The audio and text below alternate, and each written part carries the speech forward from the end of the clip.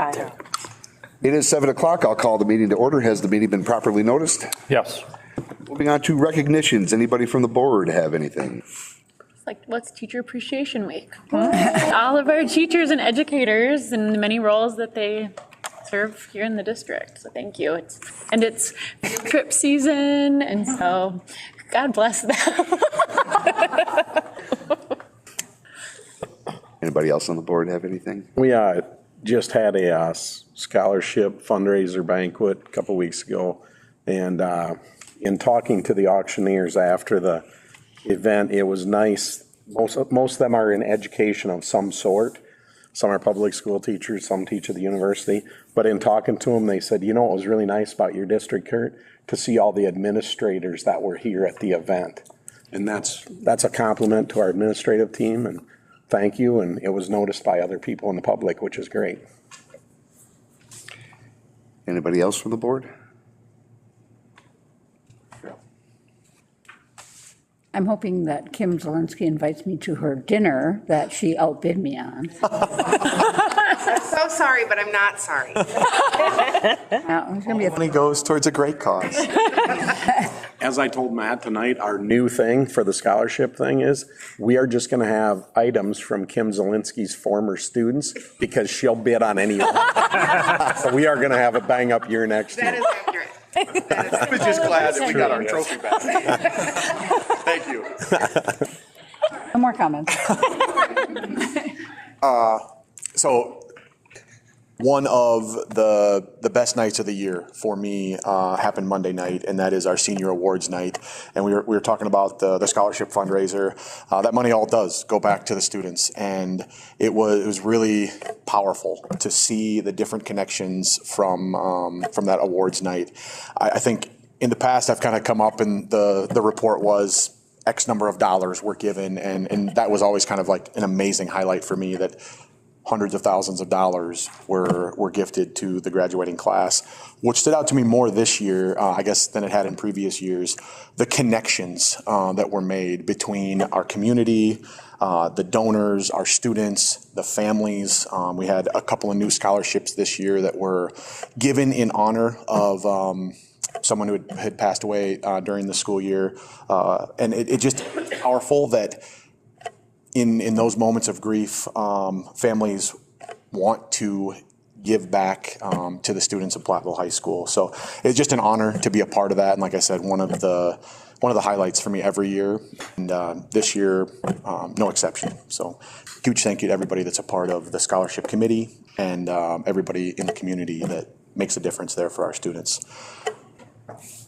Totally separate, but also worth celebrating. We have received some of the preliminary results for our ACT scores for the high school, and very, very proud of the work that our students and staff have put in. Showed incredible growth this year, and just something that I want to celebrate with everybody on this board because of the efforts that we've taken as a team to really keep that tradition of pursuing excellence a huge part of Platteville High School. So happy to report good things are happening in that area. And lastly, you mentioned Teacher Appreciation Week. We had an incredible event after school today as part of our collaboration time. The DSA students, along with their advisor, Mrs. Zachary, led a presentation similar to the one that was shared at the State School Board Convention with our own staff. And along with that presentation, shared the personal things that have happened in our school that have made a positive impact on them in the classroom, in the hallway, coaching, advising. And I don't think there was a dry eye left. It was very real, very authentic, very personal, and it just, again, made me very proud of the district that I'm a part of. So lots to update there. Thank you.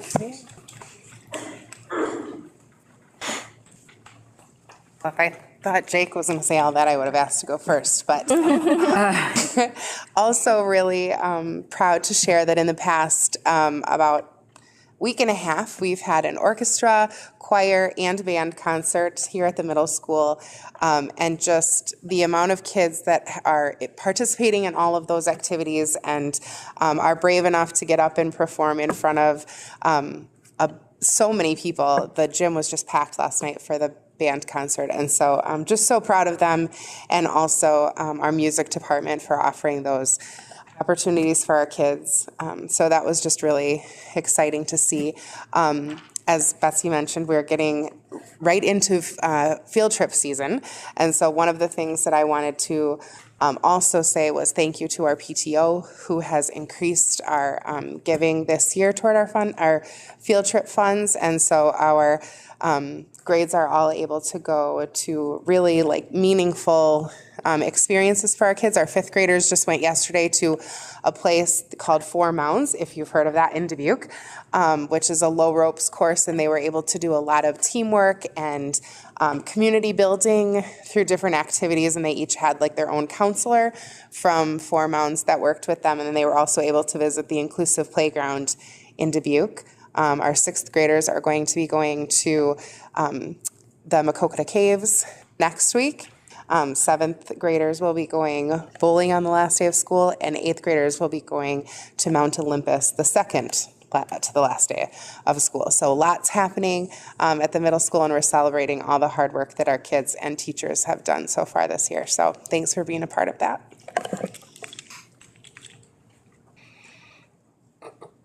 I'd like to thank the FFA for coming down and bringing in lots of animals yesterday. So we had a petting zoo at the Neil Wilkins building, lots of animals, and I was holding a little lamb, or a goat. The goats were so darn cute. But anyway, lots of stories about the animals that I won't share right now, but then they also brought like a wagon and gave the kids rides around the parking lot. So that was also a hit this year, which has not happened with the FFA in the past. So that was really a neat thing. I'd also like a shout out to my teachers. Our kids, our scores look awesome. We were sharing and celebrating that today. And I really think a big part of that is our PLC process we have in place here, and all the communication they have collaborating Wednesday, and the amount of collaboration they do, both my 4K team and my kindergarten team, I think are outstanding at their collaboration. So I just want to shout out to them. Thank you.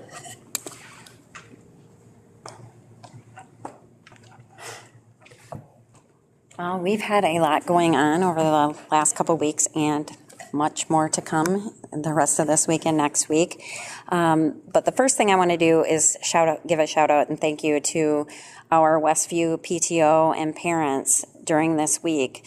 They have showered our staff with lots and lots of things, ranging from breakfast in the morning, a drink bar. We'll continue the next 2 days, donations of gift cards, because I run a special events for my staff that the PTO helps me sponsor. And so it's been a great week for them, with everyone showing their appreciation. As for things going on, I'm not sure if all of you are aware of the community partnerships that we have within Westview that lead into field trips for our students. First grade has a partnership with the Trail, and Dan Flesh and Don Francis recently had them.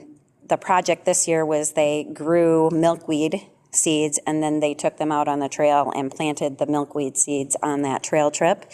We have second grade going out to Noble Land Farms. This started a few years ago, and they go out and tour the farm and learn about the farm. That's tomorrow. Fourth grade has a partnership with UWP Farm, and they go there every year, and that trip had taken place. They also tomorrow head to the Mississippi River Museum, because there's a connection there with their Wisconsin history that they do. And third grade yesterday, went to the courthouse in Lancaster and had a tour and experienced that. So those are just a few things that we do within our local area, connecting our curriculum to the community. Thanks. And just a couple more recognitions. Like to recognize the Educators Rising Group. They had a Kids Night Out event on April 27th. We had 65 4K through fourth grade students and over 45 high school students that were there to volunteer their time. Many of those students were a part of the Educators Rising Club, and other students were gaining some community service hours. So it was a phenomenal undertaking by our officers group for Educators Rising to have that all organized. And I know I was tired at the end of the night, but I think the kids all had a great time. So that was awesome to see. And then finally, I'd like to recognize the efforts of our work-based learning banquet that was held earlier this week. We recognized 38 individuals that were a part of, whether it was youth apprenticeship, co-op, employability skills. These students are, gaining these life skills and these experiences while they're still in high school. And it was great to have the efforts of Janice Miles and Carly Kloss and our school counselors, Laura Melby and Chandra McCarthy, really shine through with creating all of these partnerships with our communities and getting our kids involved in those activities. Thank you. Thanks. Jim? Friday, May 17th, 7 p.m., we celebrate the class of 2024 with a graduation. Come one, come all. Very good. Moving on to opportunity for public input. Do we have anybody signed up? Okay, we will move on then to information discussion items. First item is facility improvement update. I have some pictures that we took on our tours today, but before I get into that, if you recall, one of the needs that we wanted to address with our facility improvement, and it was during the spring when we would have track meets, specifically the 4th and 5th grade track meets, the 6th grade track meets, and our parking situation was where our parents and people going to the track meet, they'd be parking 3-4 roads down, and it got really gnarled on those old streets. So we've had the 4th and 5th grade. At that time, the new parking lot held all of those cars. There was no street parking.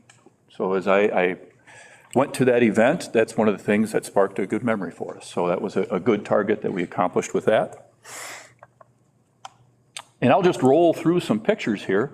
This is at Neil Wilkins, and this is the wash sink. So this is the old gymnasium transformed into a multi-purpose room. Behind that wall is the new kitchen. And then to the left is where they'll take their trays and dump them. And strategically, there is some hard plastic there because of the overflow sometimes when kids bring their trays up to dump them. We're at the high school now. This is that courtyard in between the agriculture and family consumer science additions and then the old existing building. This wall is facing east. And the purpose of the courtyard was to have some green space, but yet a secure green space. And there's the doorway. One of the things that we wanted to be able to do with our agricultural classes would be to bring in larger livestock early in the morning and allow them some space to be comfortable. And then when they needed to work on them in their class, they could bring them back into the lab. So here is a double door into the lab. To the south, so if you're driving on Water Street, you'll see it's a larger roll-up door. There will be a road that leads up to it, so you can back right to it, unload whatever livestock you want. They'll pass through that lab and then into that courtyard if we need them, and all secure. This is the north face of the high school, and this gives us a look at what the color of that fascia and then all of the other white will become for the building. That was one of our goals, to have that uniform color of that building. Still behind the high school, this is the new addition. You can get your bearings with the chimney that is there, that is still there. And so in this, if you recall, one of the reasons we wanted to improve our commons and our kitchen area was because we had a shortage of storage, and our cook staff, our food service staff, would have to sometimes go outside to get to the dry goods and then bring them in. On a day like today, it'd be a nice walk, middle of January, it was not safe. And inside of here, there is a large storage and also a very large freezer and some other storage opportunities. We're now in the new addition at Neil Wilkins. This is the gymnasium.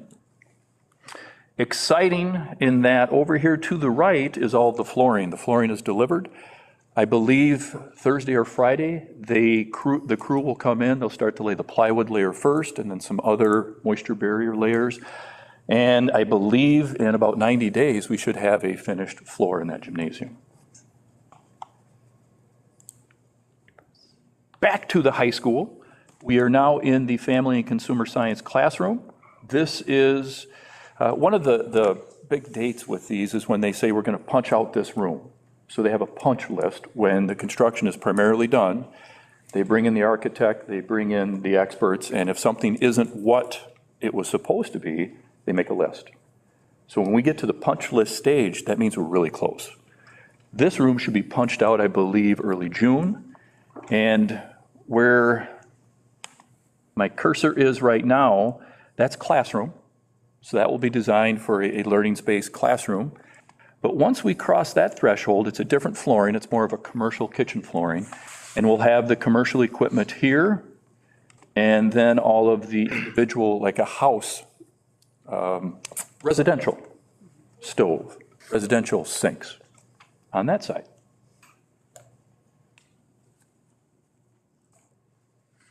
Any questions? We'll move on to the budget discussion.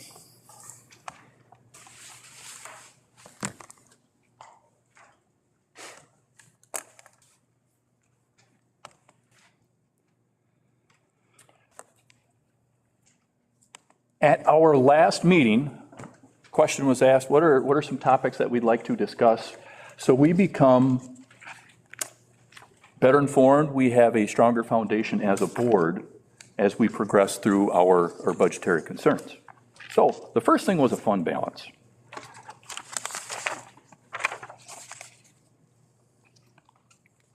And we've had this slide multiple times before. And it's the key thing that remember is it's a snapshot. It is on June 30th of every year when we get audited, they say, here's your fund balance. This fund balance ebbs and flows throughout the year depending on when the state delivers funds to our accounts. And that is not on a regular basis. That is irregular. But yet our main expense, 80% of our expenses is in salary. That's a regular, twice a month. And so that fund balance helps when the state on their schedule is not keeping up with our expenses. So sometimes we have to use the fund balance to short-term borrow. We haven't had to the last couple of years, and mostly that's because of the ESSER funds that have been dropped. But I'd like to highlight this last one. Using that fund balance as a way to pay continued expenses is a bad idea. Similar to when the ESSER funds from the federal government was delivered to the schools, that came with a warning. Don't use this for continual expenses. Use it for one-time events. Same thing with the fund balance. And to help the health of the fund balance, you can go with additional revenue. Here in Platteville, it's housing. And I was fortunate enough to sit in a meeting with Ron Brisbois from Grant County Economic Development. He was speaking to our PAC group last Friday, and he taught me a new term. He said, don't use the word housing, use workforce housing. So that is really, and when I first started is when Dr. Valenza was finishing up a study that our city had. And I don't remember hearing the word workforce housing, but it's a home that a young couple starting up can then afford to purchase. And in Platteville, those are few and far between. Now that goes with additional revenue because it's the younger families with children. Enrollment goes up, funding from the state goes up. Workforce housing is available. They go into those homes, and that's how those two are symbiotic. We should also talk about workforce childcare then, for those, before they get to be school-age children. Yeah. Actually highlight, that is huge. So with the fund balance, you can get additional revenue. You can reduce expenses, which later on in the slideshow, we'll talk about how we're doing that going forward. Or you go to an operational referendum, which we attempted on April 2nd.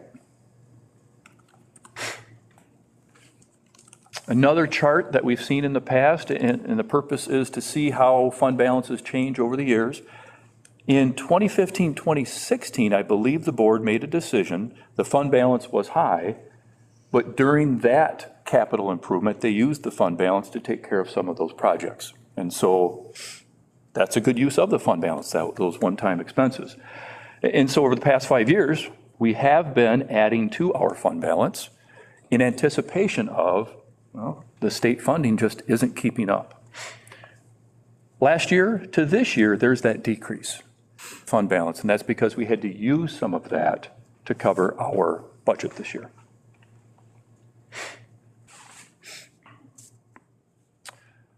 Fund balance of financial planning.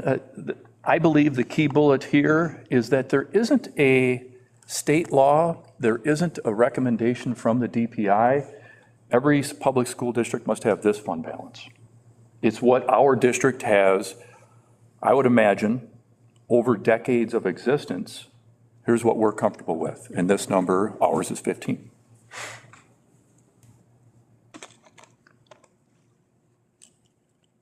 Specifically of our fund balance, we have our policy, keep it at 15%. So 22-23, we had a 5.6 million fund balance, so it was at 26%. That's where it started there.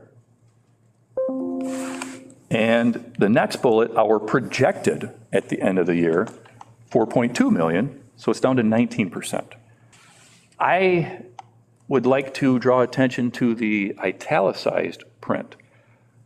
So we have already begun the process of reducing expenses, and the tool we use is to defer projects that we have, so we can push those down the road. Eventually, though, those must be addressed. And this is just when our fund balance gets down to 3.3 million, that means it's at 15%. So any other questions about fund balance before we move to the next topic? Next topic that was brought up was the Fund 10 to Fund 27 transfer. Fund 10 is our general fund. That's our largest bucket. Fund 27 deals specifically with special education costs. The third bullet down, on June 30th, our Fund 27 has to be rectified. When we get to the end of the school year, we then are forced to take from Fund 10 and move whatever money is needed into Fund 27 in order to be acceptable, in order to have a successful audit. Moving down to this chart, this tracks how much we have been transferring from Fund 10 into Fund 27 over the past 5 years. Last school year, 22-23, when it was all said and done, it was 2.2 million. What we're projecting at the end of this school year is 2.7 million. This is an element of the state funding formula that just isn't recognized. When the state passes its biennial budget, it can determine we'd like to pay a higher percentage of those costs. Currently, it's in the low 30s. In our school district, at the end of the year, you can see we're having to take those funds and put them into Fund 27 because the state funding formula isn't recognizing that need.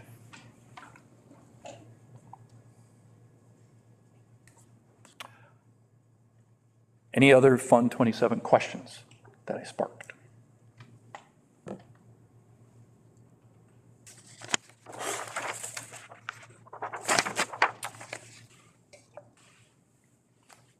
Specific to the 24-25 budget timeline, if we start at the bottom, in October at our annual meeting is when a meeting of the electorate and you approve that annual budget.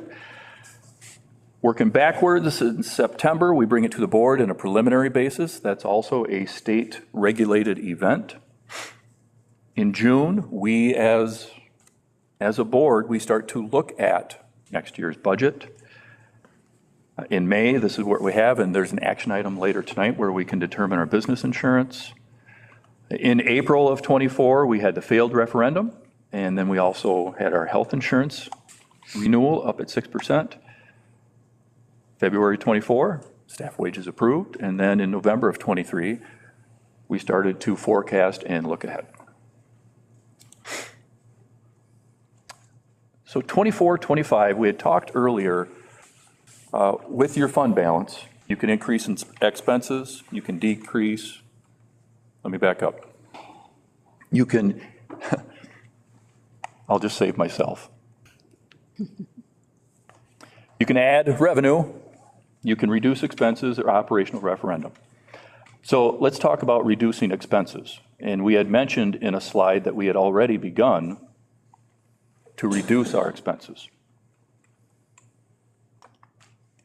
So our goal that the office, the business office, the district office is putting forward right now is to try and to reduce, defer 1 million in expenses for the next school year, 24-25. We have our priorities, and in front of us as board members, we have our mission statement. We have the You Belong statement. We have our PLC. We hold those priorities first, and then look to see, well, where are some opportunities to help reduce our expenses. And the strategy going forward has been protect direct instruction. The most impactful thing we can do is instruction. That's what we have the most control over as a school, is instruction. So we protect that first, and then methodically consider, reconsider, review what are some different areas in which we can adjust our budget. One of the things that we've done so far is planning for next year is to reduce how much technology that we'll purchase. Try and stay on a cycle so the technology stays current. Through ESSER, we have been able to stay really current. So there is an opportunity for a year to not have to buy a grade level of Chromebooks. So that's a deferred expense. That's still going to come, but we are able to get through a year without that. So that's an example of that.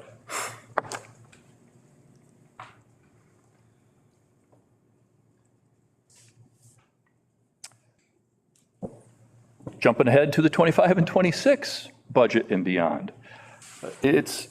We can only defer, we can only reduce expenses for so long. Something else has to change.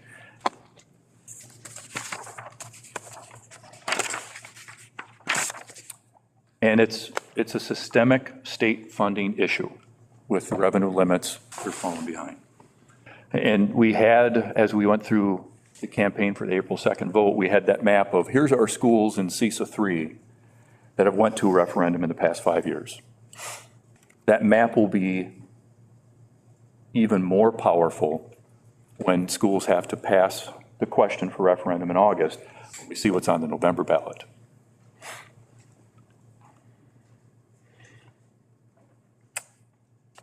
And 25, 26, the budget and beyond, we have to keep student learning as our priority.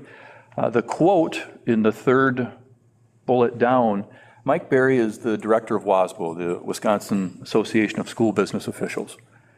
And this was a quote in one of the presentations that he made, in that the math just doesn't work to give staff raises with the current funding formula. It's a long-term problem. The DPI Educator Workforce Report that was released a week and a half ago, and I would say the most impactful stat that came out of that report was that for students who graduate in Wisconsin with educational degrees, within 5 years, those teachers, 6 out of 10 have either left the profession or left the state. And so we go back to recruiting and retaining and trying to have that. And that's a challenge for us. And it's been a challenge for a while. And in order to help maintain and recruit and retain the best staff, we need to have cost of living increases for our staffs. And then we start to consider the November 24, or maybe it's an April 25 operating referendum question. Thoughts or comments?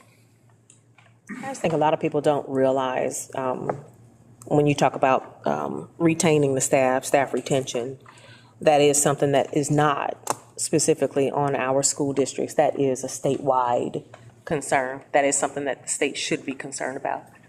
And unfortunately, our hands are tied behind that. Of course, we hear a lot of things about, we heard a lot of things about our referendum, why it should not have been passed, why were certain things done in the past that should have included what was on this referendum right now, without understanding that, there was a lot of things, just like you said, either one-time expenses, but bottom line, the state is not helping us with that money in order to keep us going within the education system. But that's, districts all around Wisconsin.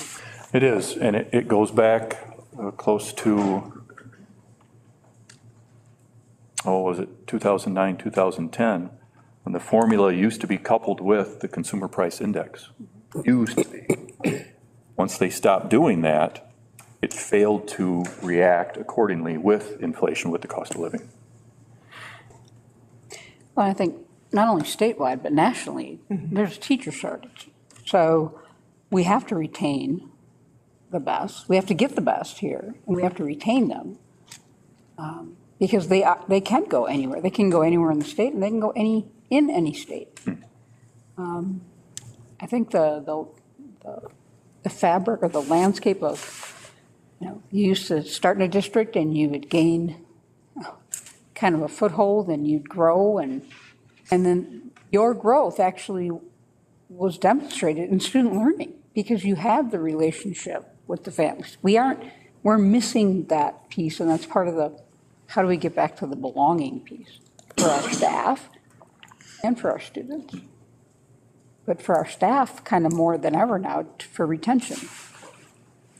Well, the health of our community is tied to the health of our schools, right? And for people that either don't have children in our schools or know somebody or are related to somebody that's working in our schools, those people are still driving cars bought in our town, putting gas in, using our small business. So if we don't have the families working in our district, we don't have families coming to our town to utilize our schools, the health of our community is going to decline along with the health of our district.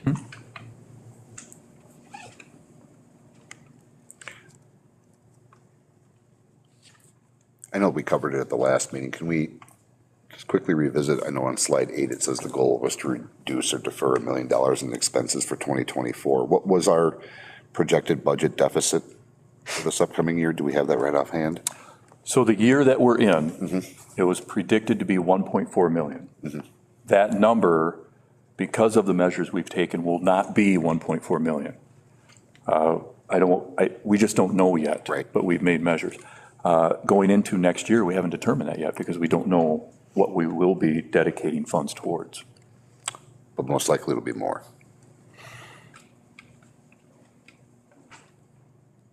More than what? More than what it was this year. I don't believe so. Okay.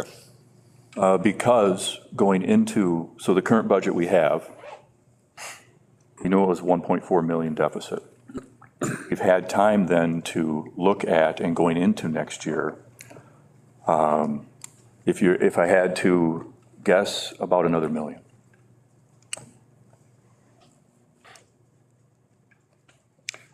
But again, the way that we're able to achieve that is just by reducing some costs, but mainly it's deferring things that we will have to pay for at some point.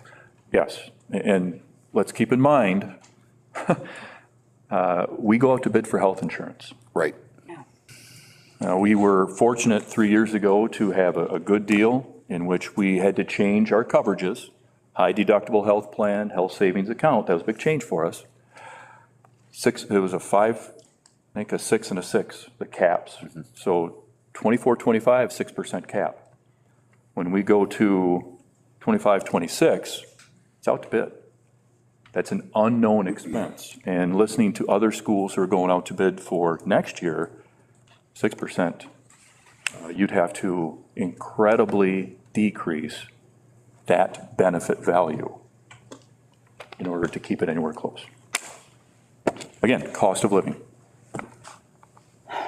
The other thing to keep in mind is the first year, the $1 million is going to be easier to attain than the second year, another million. You know what I mean? It's still a snowball effect. We're still falling behind fast. Yeah, you can do some of these once. Right. That's what I'm getting at. These are one-time things that we can do, Yeah. but you can't defer forever. It's like pruning, and pretty soon before, you're going to take the main limb, and you, There's only so many branches on the tree before you hit the trunk. Okay. Any other questions on the budget? All right, we'll move on to the items within the consent agenda. A is the adoption, B are the minutes from previous meeting, C are is the financial report. For the month of April, we had total receipts of $643,425.87. Total disbursements, $4,925,656.15. Tremendous disparity, but also, let me take away one of those alsos. Please recall that we are in heavy spending with our projects. This is when there's a lot of big work being done. So that's in another fund that we're able to pay that through. And then the line items to follow. Also, looking at our monthly PMA report, we're sitting at the anticipated interest income of 1.4 million, and that's roundabout where they started us at, 1.5, 1.6, depending on whatever month it was, but we're getting close. This should be empty at the end of August. That's when all of our projects are done. So through September, October, we'll be paying some bills. We also have the resignation, special education assistant, April Condon. So moved. Second. Motion by Kurt, second by, I think Ben got in first, to approve the items on the consent agenda as presented. Any questions or comments on those? Hearing none, we'll vote. All those in favor say aye. Aye. Those opposed? Motion carries. Need a motion and a second, please, for the adoption of the agenda. so moved. Second. Motion by Colleen, second by Matt, to approve the agenda as presented. Any questions or comments? Hearing none, we'll vote. All those in favor say aye. Aye. Aye. Those opposed? Motion carries. We'll move on to action items. First item up, resignation of personnel. I would recommend we accept Jenna Ekstrom's resignation as presented. So moved. Second. So we got a motion by Ben and a second by Keisha to approve or to accept the resignation of Jenna Ekstrom, as a special education exploratory teacher effective at the end of the school year as presented. Any questions or comments on that? Hearing none, we'll vote. All those in favor say aye. Aye. Aye. Those opposed? Motion carries. New hire personnel kindergarten teacher. This was a resignation we received in January or February, effective at the end of the school year. So once April 2nd came and went, we were able to then say, let's start recruiting. And I would recommend Megan Arnold for the kindergarten teacher position that's open. So moved. Second. Motion by Matt, second by Kurt, to approve the hiring of Morgan Arnold as kindergarten teacher for the upcoming school year as presented. Any questions or comments on that? Hearing none, we'll vote. All those in favor say aye. Aye. Those opposed? Motion carries. On to senior music trip approval. So this is in the 2025 school year. This is something that has happened every year that I've been here. I would recommend it as presented. And just as a side note, this will be one of those items that we're working on at hopefully in August, where we have all overnight potential trips. And we have that list, the itinerary, what's the learning focus, then also the cost. So moved. Second. Motion by Kurt, second by Betsy, to approve the 2025 senior music trip as presented. Any questions or comments on that? Hearing none, we'll vote. All those in favor say aye. Aye. Those opposed? Motion carries. On to a resolution. At our annual meeting, we had considered and approved a defeasance practice of $1 million. And it serves as an escrow account that then pays off the end of our debt with our bonds. This is the time of year in which you can act on that and then put it into effect, and it's a legal item then. I'd like to show, not the closing documents, but there's our debt tables. By doing this, by defeasing like we have and we're executing tonight, we are saving off the principal $682,346. I'm sorry, on interest payments, we're saving $682,346. So it is an investment of 1 to 6.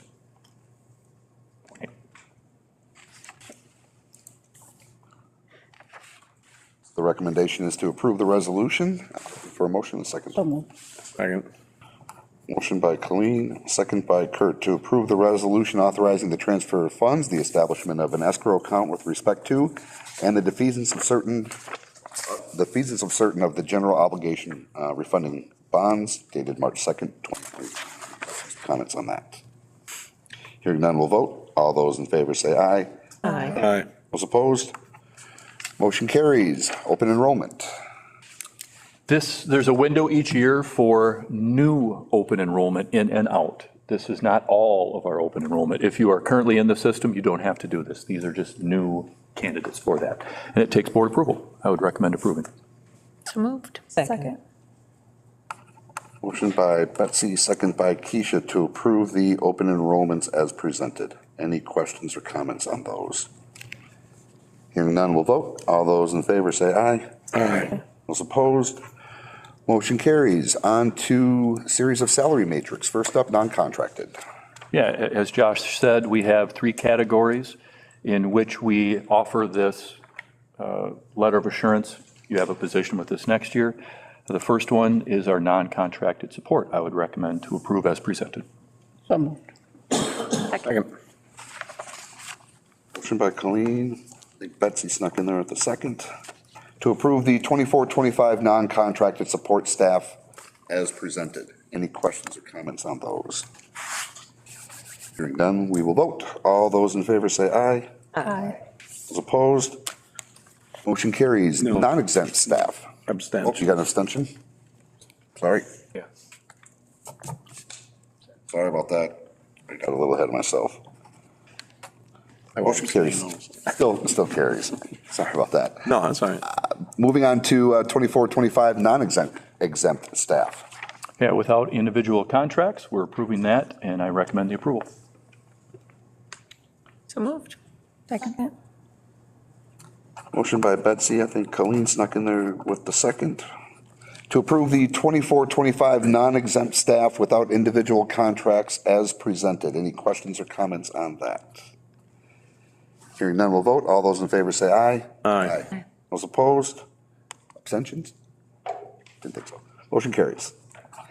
And then we will move on to the individual contracts, or professional and exempt non-supervisory. Primarily our teaching staff, and I would recommend approval as presented. So moved. Second.